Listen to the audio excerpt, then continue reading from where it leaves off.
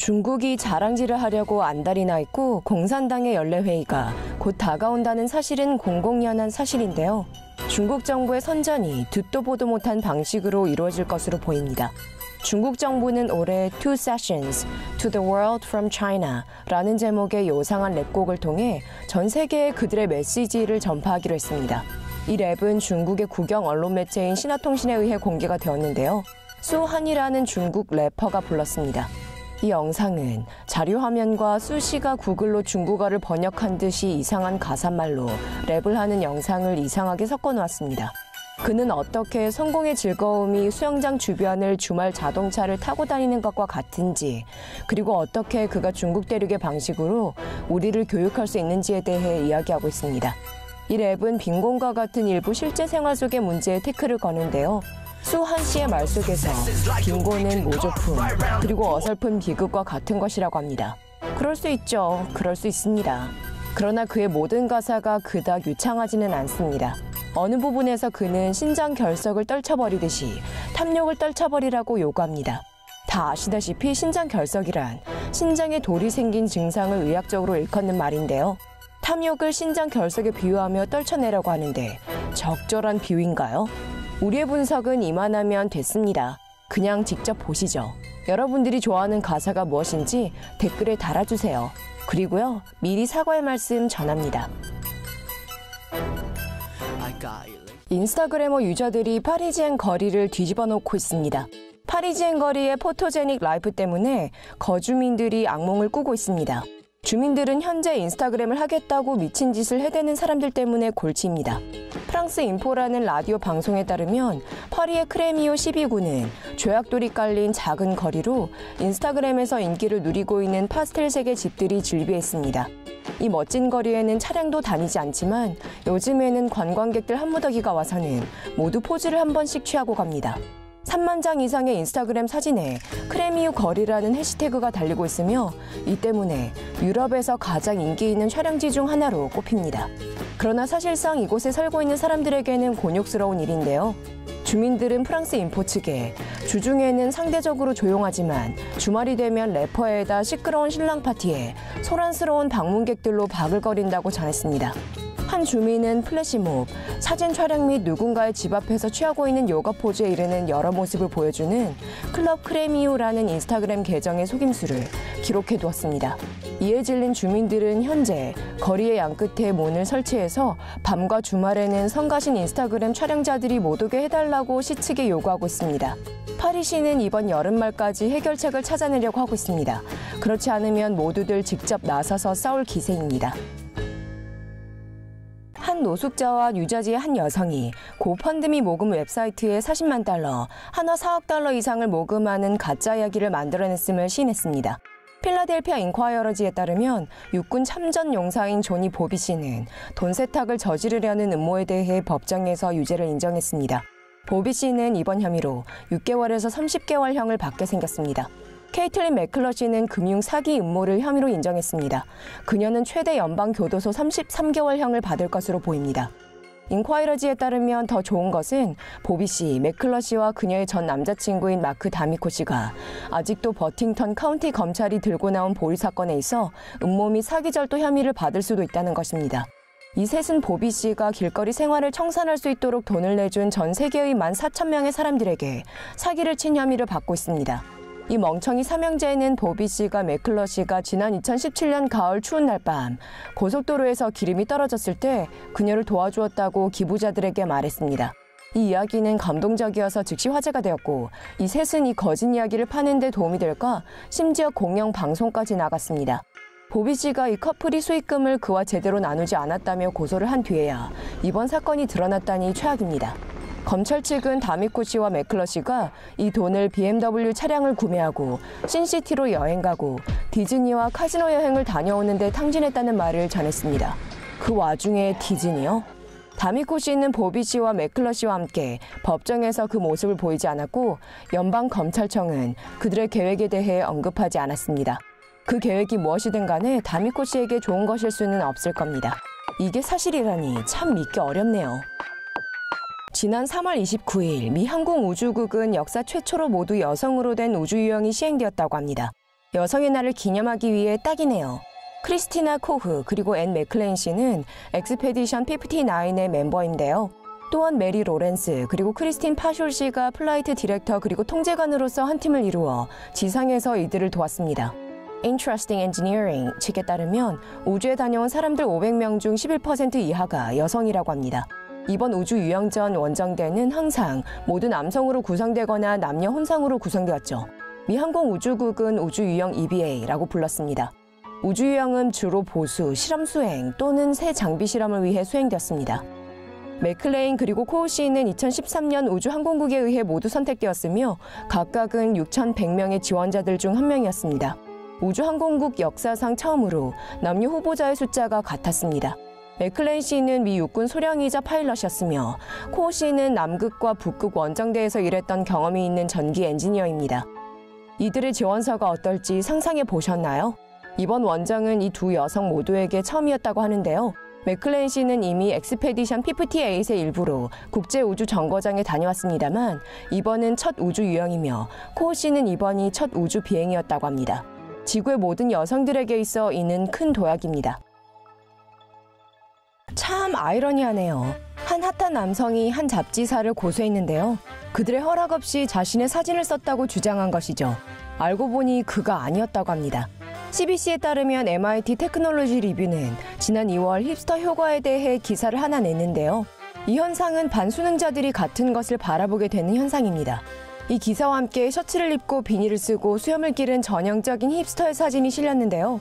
이 때문에 한 독자가 그 사진이 자신이라며 펄쩍 뛴 것이죠.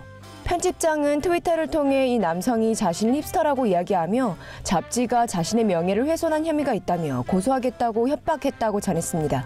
그는 심지어 이번 기사에 대해 불친절한 말까지 뱉었는데요. 이번 연구는 단순히 패션 트렌드에서 멀어지는 사람들이 어떻게 그들의 개인적인 스타일 선택이 결국은 모두 일치하게 될 것인지를 설명하는 수학적인 모델일 뿐이라면서요. 결국 아무것도 스캔들로 이어지지 않았을 뿐더러 심지어는 화제가 되지도 않았습니다. 이 매체는 게티 이미지의 연락을 취해 모든 것이 괜찮은지 확인을 했고 게티 이미지 측이 이 문제를 파고들어 즉시 조사하게 되었습니다. 알고 보니 사진 속의 그 사람은 펄쩍 뛰던 그 독자와는 이름도 같지 않았는데요. 그리고 그 독자에게 알아낸 그대로 알렸으며 그는 이를 받아들였습니다. 그러나 사과의 말은 없었습니다. 아이러니하게도 자기 자신을 사진 속의 힙스터라고 오인하게 되면서 이 기사의 전제가 옳다는 걸 증명하는 꼴이 되었죠. 꺼림칙하네요. 이상한 상황이 중국에서 벌어지고 있는데요. 그러나 아마도 영화에서나 튀어나올 법한 이 리스트만큼 당황스러운 것은 아마 없을 겁니다. 더 가디언지에 따르면 네덜란드의 인터넷 전문가 빅터 게버스 씨가 중국의 공개 데이터베이스를 조사하고 있을 때 180만 명 이상의 중국 여성에 대한 정보가 들어있는 불완전한 보안 데이터 캐시를 우연히 발견했다고 합니다. 게버스 씨가 트위터에 포스팅한 이 데이터베이스를 캡처한 사진에는 영어로 표시된 부분을 보여줍니다.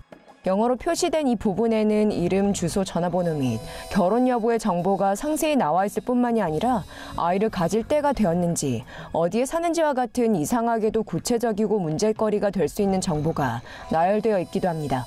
게버스 씨는 트위터에서 이 여성들의 나이는 15세에서 94세 사이로 평균은 32세라고 전했습니다. 가장 어린 가임기 여성의 나이는 18세였고 가장 나이 많은 여성은 39세였습니다. 89%가 싱글이었고 10%가 이혼한 상태, 1%는 사별한 상태였습니다. 80% 이상이 또한 베이징에 살고 있습니다. 정치적인, 비디오 있음, 이라고 라벨이 붙은 데이터 세트에도 정보 입력란이 있으며 페이스북 프로필로의 링크도 있습니다. 페이스북은 아직도 중국에서 금지된 상태입니다. 게버스 씨의 트위터 계정에 따르면 이 데이터베이스는 3월 11일 월요일 오후를 기점으로 이용 불가해졌다고 합니다. 어떠한 종류의 기관을 위해 이 데이터베이스가 만들어진 것인지에 대한 말은 없습니다.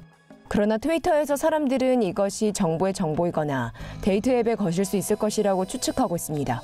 여러분들은 어떻게 생각하시나요? 여러분들의 의견 댓글로 남겨주세요. 호주에서 패러글라이더 한 명이 캥거루 커플로부터 격한 환영을 받았습니다. SBS 뉴스에 의해 트위터에 올라온 배꼽 잡는 영상을 보시면 이 패러글라이더가 2시간가량의 여정 끝에 땅 위로 내려오는 모습을 보실 수 있습니다. ITV 뉴스에 따르면 패러글라이더인 던디 씨는 국립공원에 무사히 착륙했는데요. 바로 그때 캥거루 2마리가 그를 맞이했습니다. 그는 그들을 살갑게 맞이하려고 했죠. 그러나 이 캥거루들 중 한 마리가 그의 이러한 태도를 봐줄 기분이 아니었음이 틀림없습니다. 그에게 주먹을 2방이나 날렸거든요. 이 캥거루들은 이후 계속 폴짝폴짝 뛰어 떠나버렸습니다. 더 최악이었던 것은 이 국립공원에서는 휴대폰이 잘 터지지를 않아 이 친구는 타고 온 패러글라이딩 도구를 챙겨 들고 몇 마일이나 걸어서야 그를 데려갈 누군가에게 전화를 걸 수 있었습니다.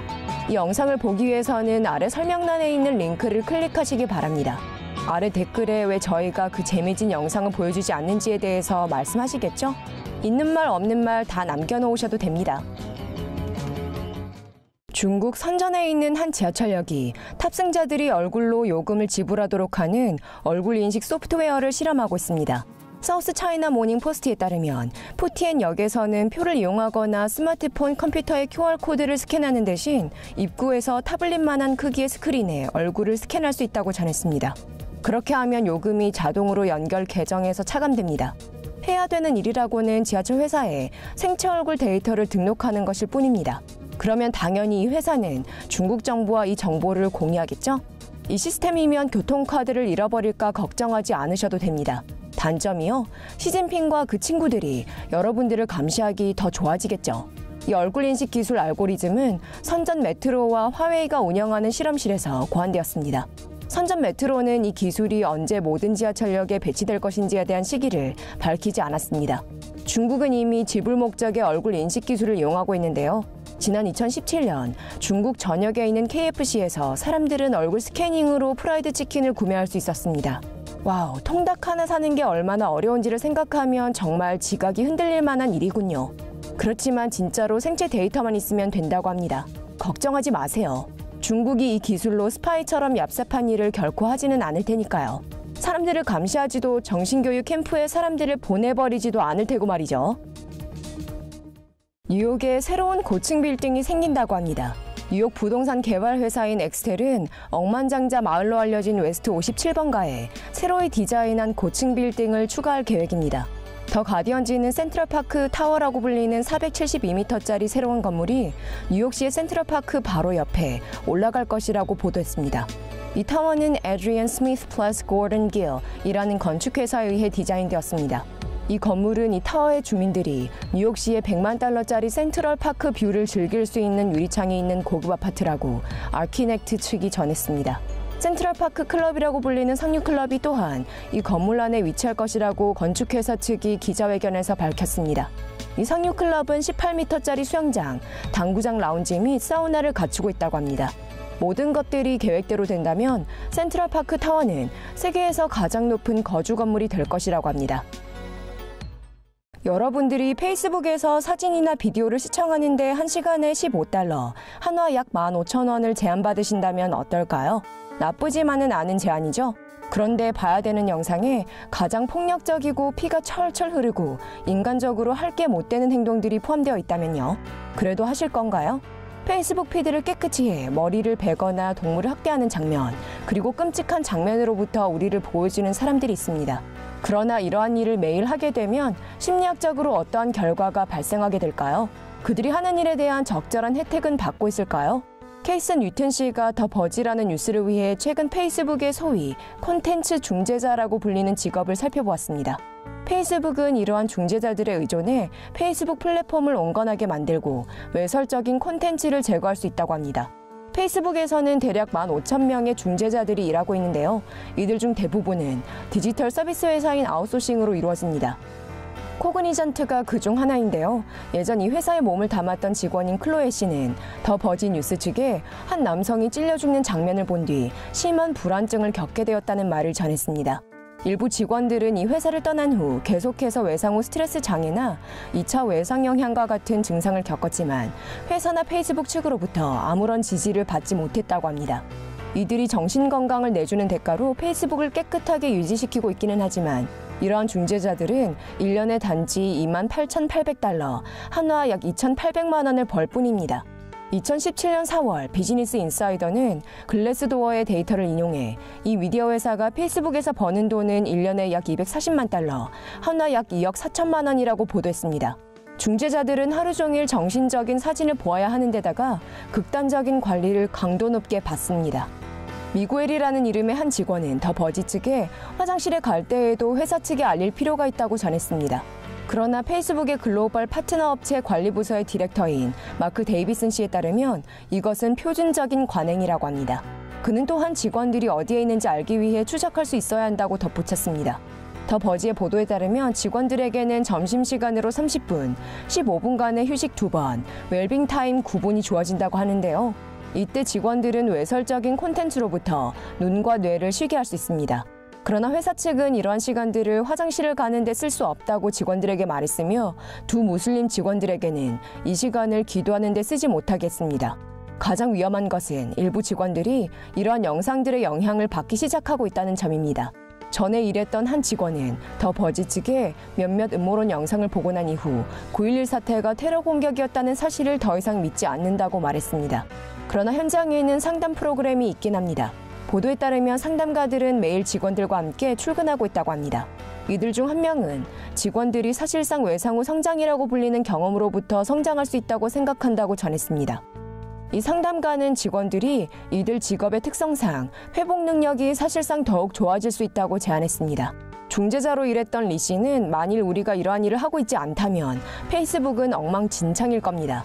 우리는 페이스북의 직원을 대표합니다. 그리고 실수하기도 합니다. 그렇지만 사람들은 이면에 실제로 사람이 일하고 있다는 걸 모릅니다. 라고 말하며 페이스북 측에 있어 이 직업의 중요성을 지적했습니다.